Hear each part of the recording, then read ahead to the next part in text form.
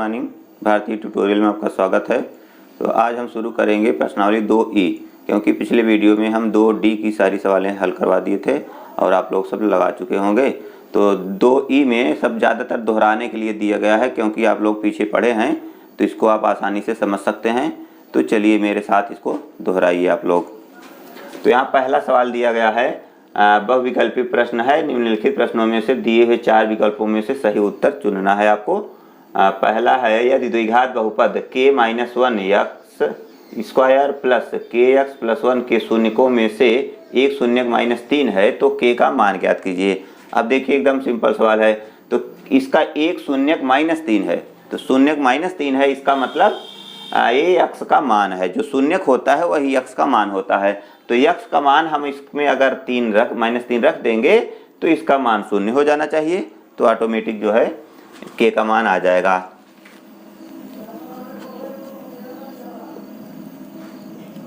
k-1 x square plus kx plus 1 का, यहाँ चूंकि लिख दीजिए, चूंकि इतने का शून्यक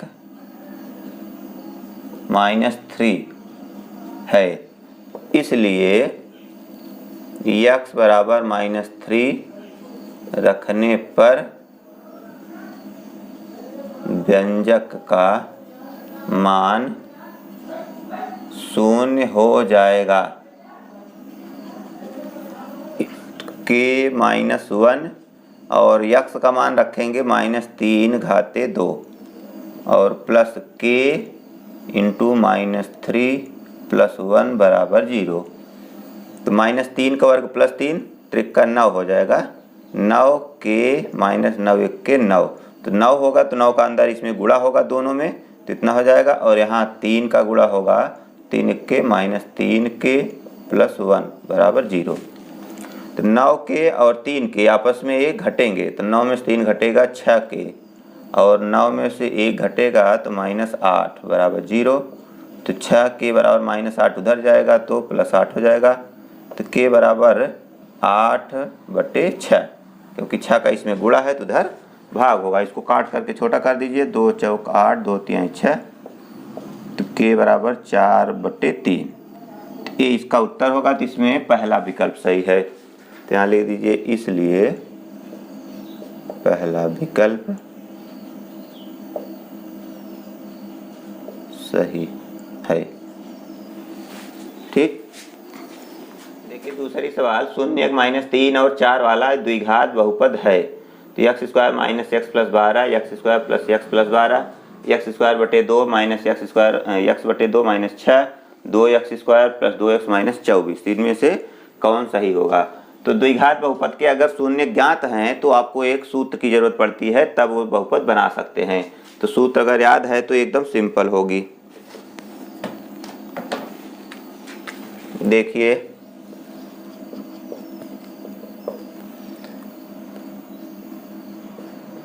द्विघात बहुपद x स्क्वायर माइनस शून्यकों का योगफल इंटू x प्लस शून्यकों का गुणनफल।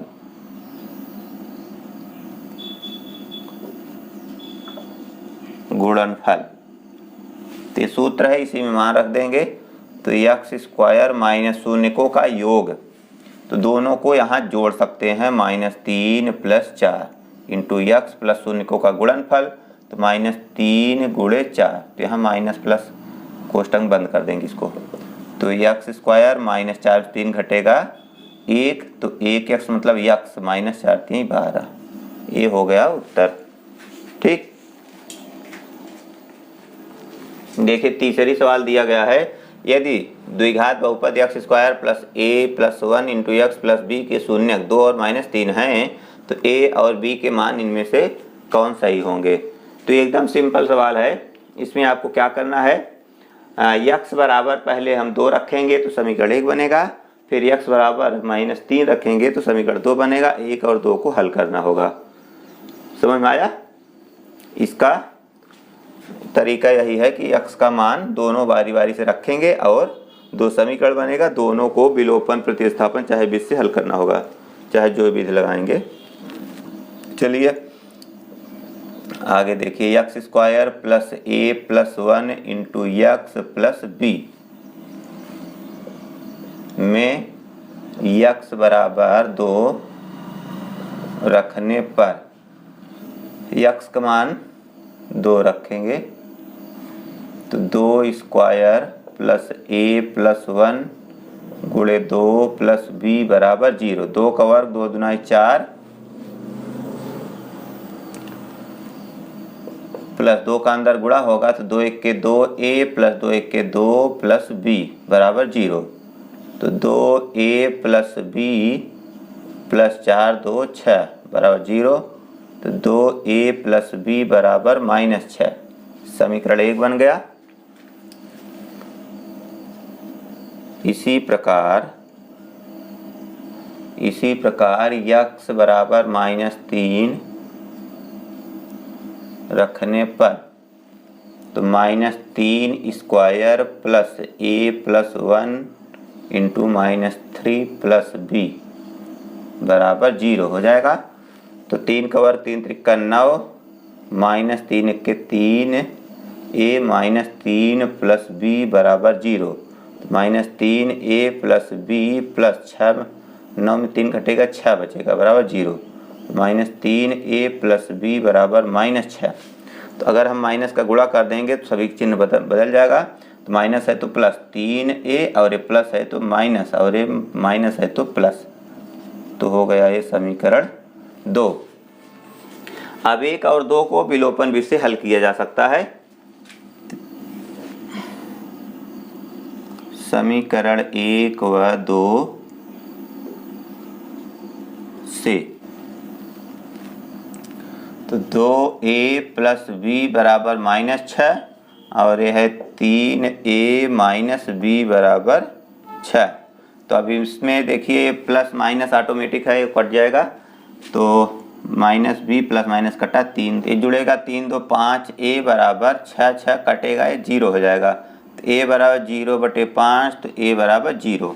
तो a का मान समीकरण 1 या 2 में रख देंगे। तो समीकरण 1 में a बराबर 0 रखने पर तो a है 2a प्लस b बराबर -6। तो 2a मतलब 0 प्लस b बराबर -6 तो 2 0 0 हो गया। तो b बराबर -6 तो b का मान -6 आया। देखिए इसमें से कौन विकल्प सही है। तो a बराबर 0 b बराबर -6 तो a बराबर 0 b बराबर -6 ये चौथा विकल्प सही है। तो यहाँ लिख दीजिए इसलिए चौथा विकल्प सही है। ठीक, देखिए चौथी सवाल है शून्य -2 और 5 वाले बहुपदों की संख्या है 1 2 3 या 3 से अधिक। तो देखिए इसमें 2 शून्य दिए गए हैं, -2 और 5 वाले बहुपदों की संख्या।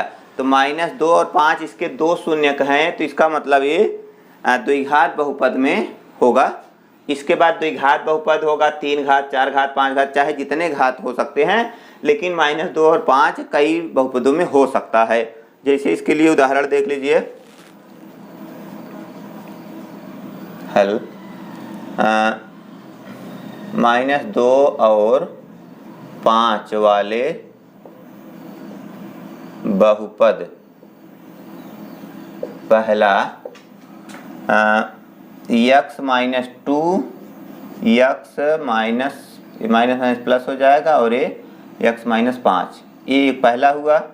दूसरा x + 2 x -5 इंटू x हो सकता है। अभी देखिए 3 घात वाला हो जाएगा, क्योंकि जब इसको हल करेंगे तो 2 बहुपद तो आएंगे ही आएंगे और x बराबर 0 आएगा, एक बहुपद भी होगा। इसके बाद और भी देख लीजिए x + 2 इंटू x -5, इसका अगर वर्ग कर दें तो ये भी तो शून्य किसके वही आएंगे। इसके बाद चौथा x + 2 यक्स माइनस 5 और यक्स माइनस 1 कुछ भी कर देंगे। ये तो हमें इससे ज़रूरत नहीं है, हमें इसी से ज़रूरत है। इसमें कहा है शून्यक -2 और 5 वाले बहुपदों की संख्या, तो ये शून्यक इसमें भी रहेगा, इसमें मतलब इसमें से सब रहेंगे। तो इस तरह से आप देख रहे हैं इसमें चाहे जितने बहुपद हम बना सकते हैं, इसका मतलब अनंत बहुपद हो सकते हैं। तो मतलब ये 3 से अधिक, तो यहाँ लिख दीजिए इसलिए 3 से अधिक बहुपद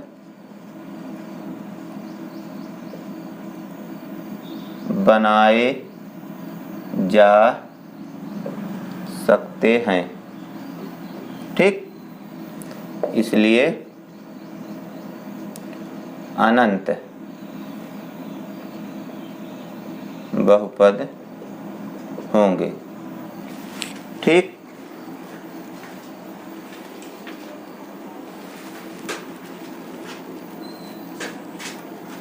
तो यहाँ इसमें डॉट डॉट दे सकते हैं, इसका मतलब अनंत हो जाएगा।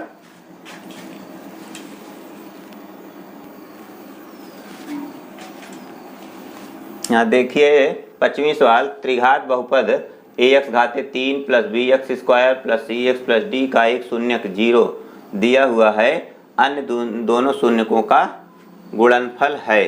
तो इनमें क्या करना है आपको, शून्यकों का गुणनफल देखना है क्या होगा।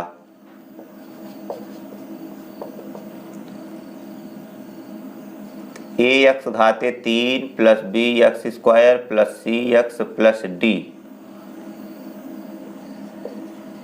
माना इतने के शून्यक अल्फा बीटा गामा हैं, इसलिए alpha plus beta plus gamma बराबर -b/a होगा। लेकिन यहाँ एक शून्यक 0 दिया गया है, इसलिए अल्फा को हम 0 मान सकते हैं। तो यहाँ लिख दीजिए चूंकि अल्फा बराबर 0, इसलिए अल्फा का मान 0 होगा, तो बीटा प्लस गामा बराबर -b/a, इसको मान लेंगे समीकरण 1। इसी तरह alpha beta plus beta gamma plus gamma alpha बराबर c/a,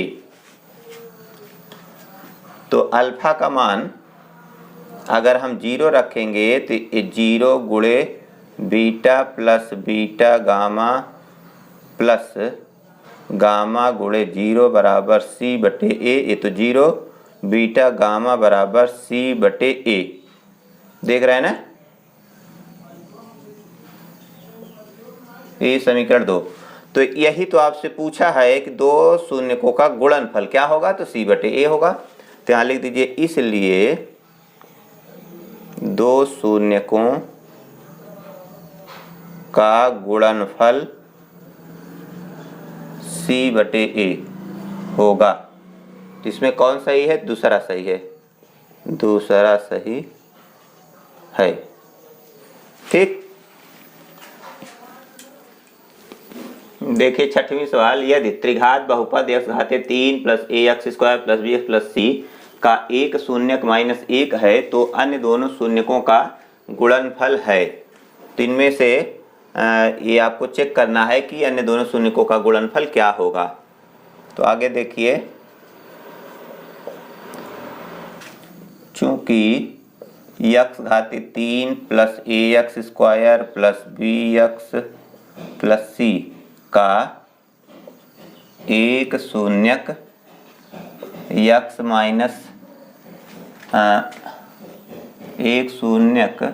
-1 है, इसलिए x बराबर -1, तो x प्लस 1 बराबर 0 एक गुणनखंड होगा।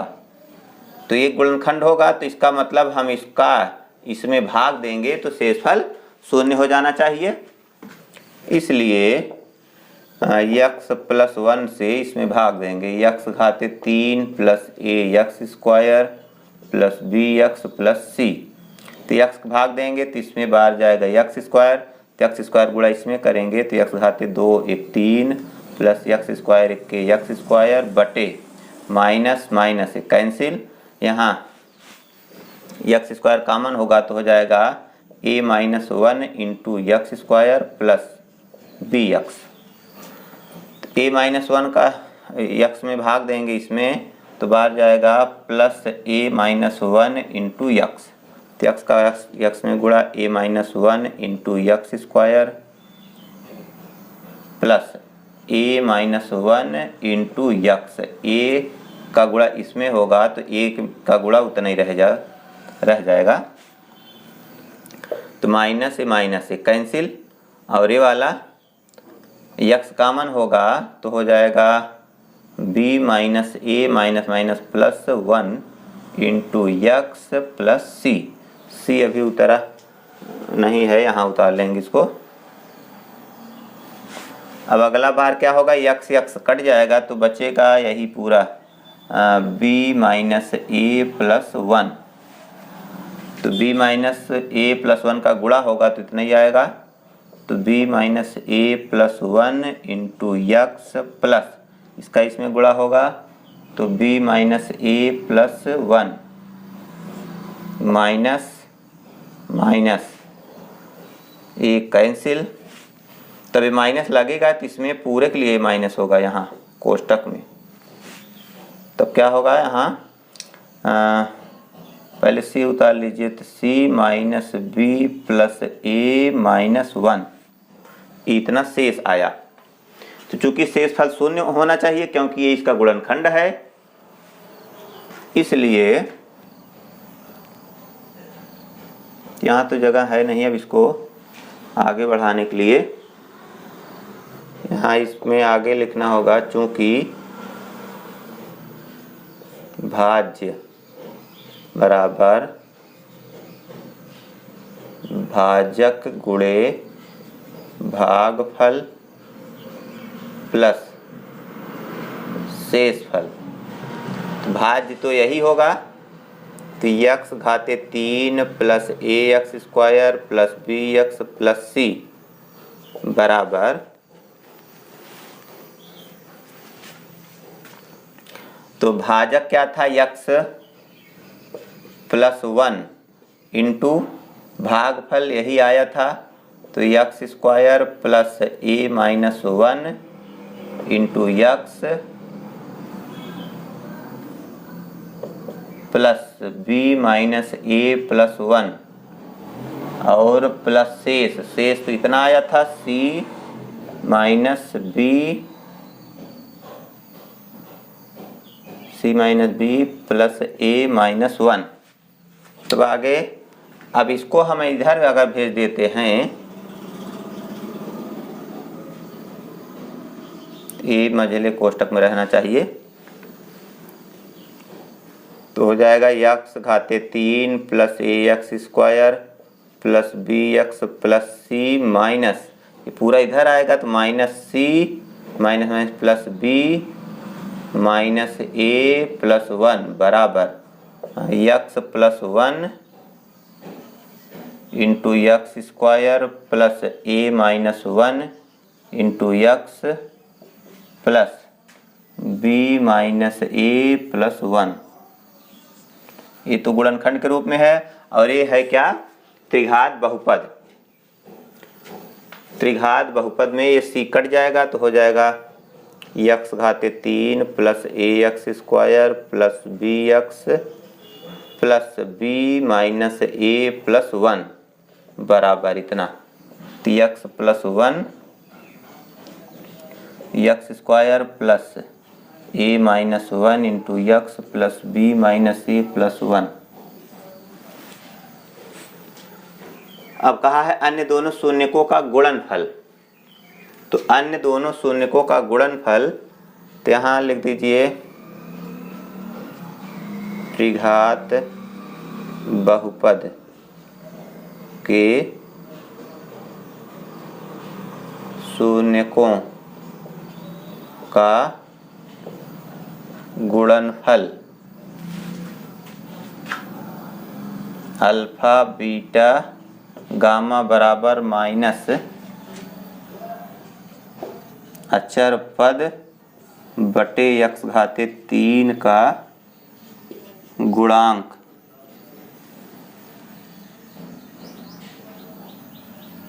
तो अल्फा का मान -1 है, तो -1 इंटू बीटा गामा बराबर माइनस अचर पद यहीं देखिए इतना होगा, तो माइनस माइनस दोनों तरफ कैंसिल हो जाएगा, तो हो जाएगा b माइनस ए प्लस 1 बटे x घाते 3 का गुणांक यहाँ 1 है, तो यहाँ हो जाएगा 1, तो ये माइनस माइनस कैंसिल, तो उत्तर आ गया है आपका बीटा गामा बराबर b माइनस ए प्लस 1 बटे 1 तो लिखेंगे नहीं, ये हो गया उत्तर। इसमें आपका ये पहला विकल्प सही है, इसलिए पहला सही है।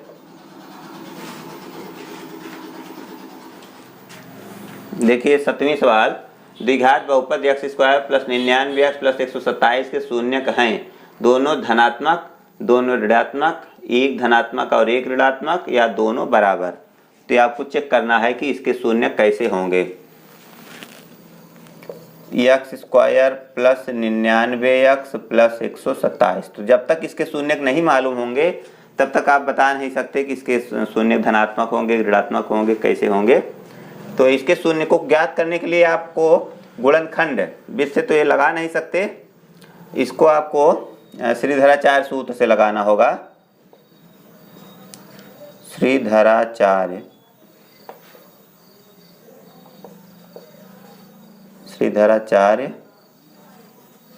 सूत्र, x बराबर माइनस बी प्लस माइनस करड़ी में b² माइनस 4ac बटे 2a, तो माइनस बी का मान यहाँ माइनस 99 हो जाएगा, क्योंकि a x² plus b x plus c, तो यहाँ a का मान 1, b का मान 99, c का मान 127 होगा।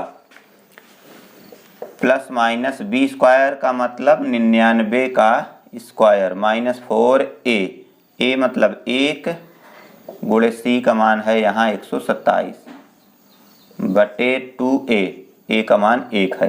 इसको हल करेंगे, माइनस 99 प्लस माइनस करड़ी में 99 का वर्ग करना है, तो इसका 2 बार गुणा कर लेंगे।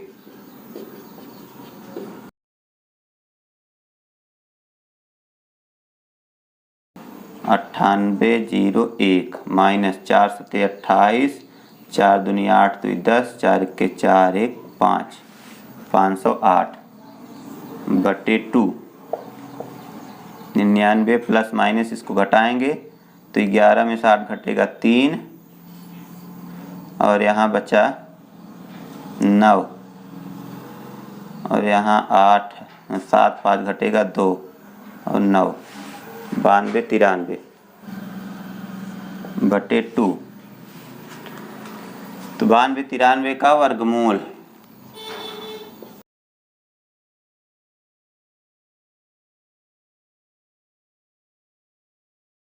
तो यहाँ 4 बार जाएगा,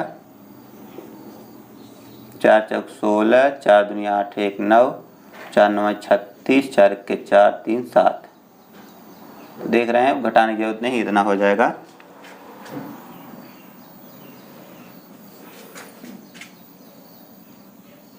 तो x बराबर माइनस 99 प्लस माइनस 96.4 बटे 2। तो देखिए प्लस माइनस में है, तो एक बार प्लस में लेंगे, एक बार माइनस में, तो x बराबर माइनस 99 प्लस 96.4 बटे 2, और x बराबर माइनस 99 माइनस 96.4 बटे 2। तो x बराबर इसको घटाएंगे, 10 में से 4 घटेगा 6, 8 में से 6 घटेगा 2, 2.6 बटे 2 माइनस में आएगा, और यहाँ ये जुड़ेगा दोनों, तो 4 9 6 15, 9 9 18 1 19 बटे 2, और ये माइनस में रहेगा। तो देख रहे हैं दोनों माइनस में आ रहा है, तो x बराबर माइनस 2 1 के 2, 2 3 6, और x बराबर 2 किस में भाग देंगे, 2 9 18 1, 2 7 14 1, 2 7 14। तो दोनों ऋणात्मक है ना, तो यहाँ लिख दीजिए इसलिए दोनों शून्यक ऋणात्मक हैं। तो दोनों ऋणात्मक है, इसका मतलब दूसरा सही है, दूसरा सही है। ठीक, ऐसे चेक कर लीजिए। देखिए 8वां सवाल, द्विघात बहुपद एक्स स्क्वायर प्लस के एक्स प्लस के, जहाँ के नॉट इक्वल 0 के शून्यक हैं, दोनों धनात्मक नहीं हो सकते, दोनों ऋणात्मक नहीं हो सकते, सदैव असमान होंगे या सदैव बराबर होंगे। ये आपको देखना है कि इसके शून्यक कैसे होंगे। तो देखिए एक्स स्क्वायर प्लस के एक्स प्लस के, इसके शून्यकों के बारे में पता करने के लिए इसमें श्रीधराचार्य सूत्र लगाएंगे तो पता लगेगा कैसे होंगे। इसलिए श्रीधराचार्य सूत्र से क्या होता है, x बराबर माइनस बी प्लस माइनस करड़ी में बी स्क्वायर माइनस 4ac बटे 2a। तो माइनस बी का मान यहाँ क्या रहेगा, माइनस के प्लस माइनस करड़ी में के स्क्वायर माइनस 4 इंटू 1 इंटू के बटे 2a। तो माइनस के प्लस माइनस के का वर्ग माइनस 4k बटे 2a। 2a का मान यहाँ 1 रहेगा तो 2 हो जाएगा।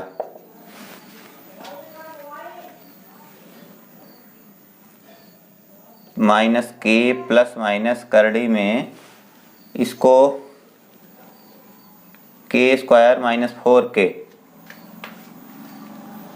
अब इसमें अगर हम इसको पूर्ण वर्ग बना दें तो के square minus 2 into 2k plus 2 square, 2 square बढ़ रहा है तो हमें इसमें 2 स्क्वायर जो घटा देंगे तो 2 स्क्वायर, तो ये बराबर हो जाएगा। तो ये हो गया पूर्ण वर्ग। तो इसको लिख सकते हैं k माइनस 2 का होल स्क्वायर माइनस 2 का वर्ग 2 to 4 हो जाएगा बटे 2a 2। तो यहाँ आप देख रहे हैं ये करड़ी में है k माइनस 2 का होल स्क्वायर माइनस 4। तो जब भी k का मान कोई लिया जाएगा तो उसका यहाँ इसका वर्गमूल लेकर के तभी ये बाहर होगा। तो देख रहे हैं ना, तो k का मान हमेशा वर्गमूल लेने के बाद बाहर होगा, तो जो कि प्लस या माइनस में होगा। लेकिन k का मान यहाँ क्या है, यहाँ स्वतंत्र है, मतलब k फुल रहेगा, इसका वर्गमूल नहीं लेना है। तो हमेशा एक k का मान माइनस वाला बड़ा रहेगा, प्लस वाला छोटा रहेगा सदैव। तो माइनस वाला बड़ा रहेगा, इसका मतलब वो मान ऋणात्मक होगा ही। तो इसका मान सदैव धनात्मक नहीं हो सकता, मतलब ऋणात्मक तो होगा ही लेकिन सदैव धनात्मक नहीं होगा। दोनों धनात्मक नहीं हो सकते, एक धनात्मक एक ऋणात्मक ऐसा हो सकता है, या दोनों धनात्मक नहीं हो सकते हैं, मतलब दोनों में से कोई एक धनात्मक होगा तो कोई ऋणात्मक होगा, मतलब दोनों धनात्मक नहीं हो सकते हैं। तो इससे स्पष्ट हो गया। यहाँ देख लीजिए, चूंकि k बड़ा है, करड़ी में k माइनस 2 स्क्वायर माइनस 4, तो जब k का मान बड़ा रहेगा तो इसका मान सदैव धनात्मक नहीं आएगा। इसलिए दोनों शून्यक धनात्मक नहीं हो सकते हैं, इसलिए पहला सही है। ठीक है। देखिए 9वां सवाल, ये द्विघात बहुपद ax square plus bx plus c, जहाँ c नॉट इक्वल 0 के शून्य बराबर हैं, तो c और a विपरीत चिन्ह के होंगे, c और b विपरीत चिन्ह के होंगे, c और a एक ही चिन्ह के हैं और c और b एक ही चिन्ह के हैं। तो इनमें से आपको देखना है कौन बराबर कौन सही विकल्प आता है।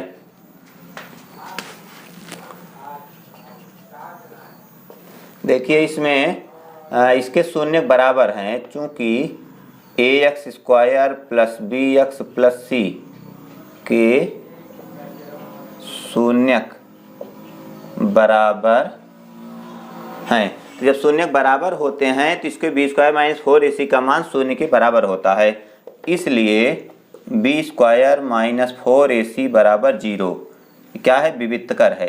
यहाँ विविक्तकर लिख सकते हैं,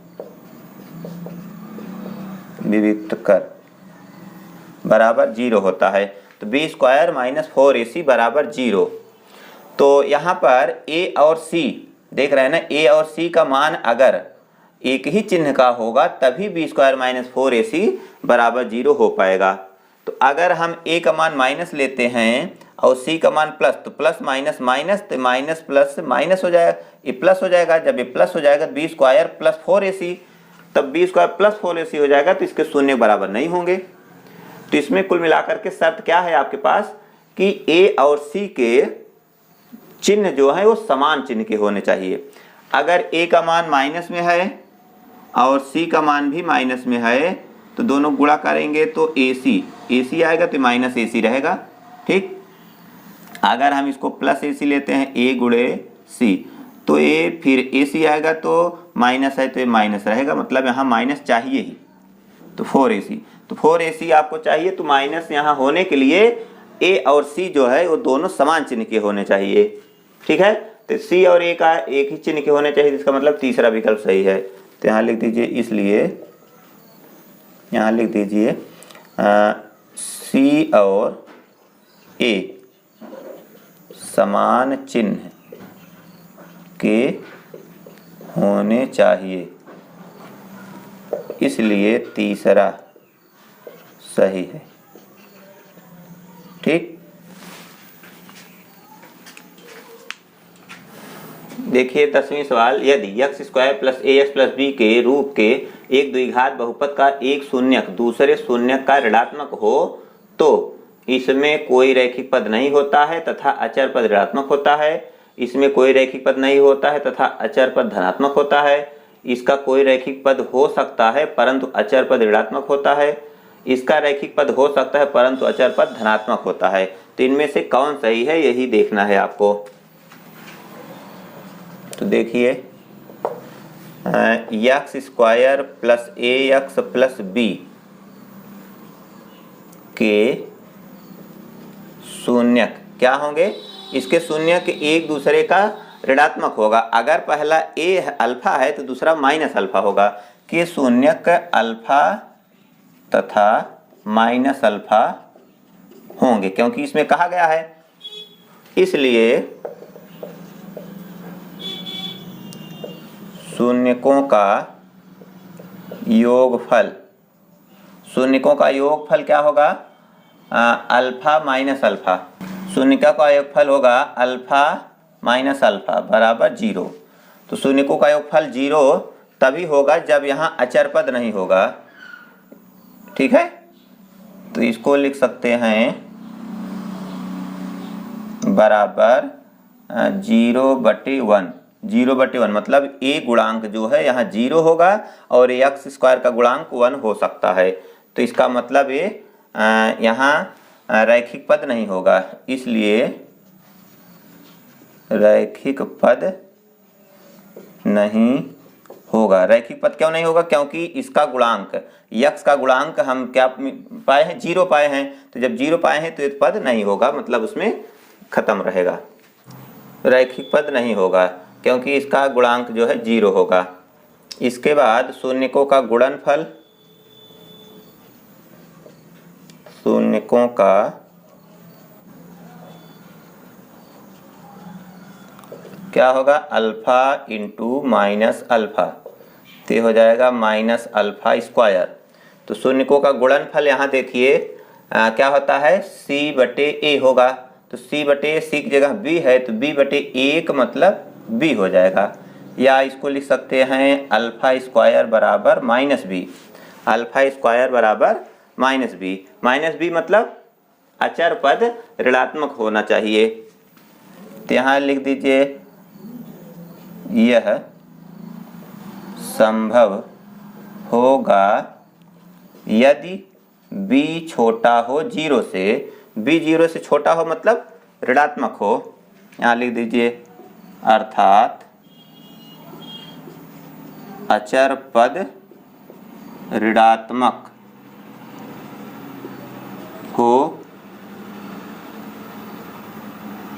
होगा। तो यहाँ देख रहे हैं आपको दोनों क्लू मिल गया है, पहला और दूसरा, दोनों से पहला वाला विकल्प सही लग रहा है। इसमें कोई रैखिक पद नहीं होगा, इसमें कोई रैखिक पद नहीं होगा तथा अचर पद ऋणात्मक होगा। अचर पद ऋणात्मक होगा क्योंकि ये माइनस में आ रहा है। ठीक है, इसलिए पहला विकल्प सही है। इसलिए पहला सही विकल्प है। देखिए 11वां, निम्नलिखित में से कौन सा एक द्विघात बहुपद का आलेख नहीं है। तो इनमें से आपको देखना है कौन द्विघात बहुपद का आलेख नहीं है। तो आलेख का चैप्टर हम आपको पीछे बता चुके हैं। तो आलेख के बारे में कैसे हम निर्णय लेते हैं कि उसका एक शून्यक होगा, दो शून्यक होगा, तीन शून्यक होगा। तो आलेख है x अक्ष को जितने स्थान पर काटता है उसके उतने ही शून्यक होते हैं। तो जितने शून्यक होते हैं वह उतनी घात वाला होता है। तो आलेख को अगर एक जगह काटता है तो एक घाती होगा, दो जगह काटता है तो दो घाती होगा, तीन जगह काटता है तो तीन घाती, त्रिघाती। त्रिघाती मतलब तीन घात, द्विघाती मतलब द्विघात बहुपद। तो यहाँ पर द्विघात बहुपद आपसे पूछा गया है, कौन द्विघात बहुपद का आलेख नहीं है। तो यहाँ देखिए तीसरा वाला बहुपद को जो है तीन घात वाला होगा, एक दो तीन, क्योंकि आलेख को तीन जगह काट रहा है। x अक्ष आलेख x अक्ष को तीन जगह काट रहा है। तो आपको ये बताना है कौन द्विघात बहुपद का नहीं है, यही द्विघात बहुपद का आलेख नहीं है। तो यहाँ लिख दीजिए, इसलिए आकृति 4 में आलेख x अक्ष को तीन जगह काटता है, अतः यह द्विघात बहुपद का आलेख नहीं होगा। ठीक, तो इस तरह से पूरी प्रश्नावली आपकी खत्म हो गई है। तो बहुपद आपका खत्म। तो आप लोग पीछे इसको पूरा दोहरा लेंगे और एक बार अच्छे से समझ लेंगे तो फिर कभी नहीं भूलेंगे, क्योंकि इतना सब अच्छे से समझाया गया है, आप लोगों को कोई दिक्कत नहीं होने वाली है। आपका काम दोहराना है, जब तक दोहराएंगे नहीं तो गणित जो है सब भूल जाएंगे। आपको एक बार जरूर दोहरा लेना है। तो आज के लिए बस इतना ही, फिर मिलेंगे एक नए वीडियो में। तब तक के लिए goodbye, thanks for watching.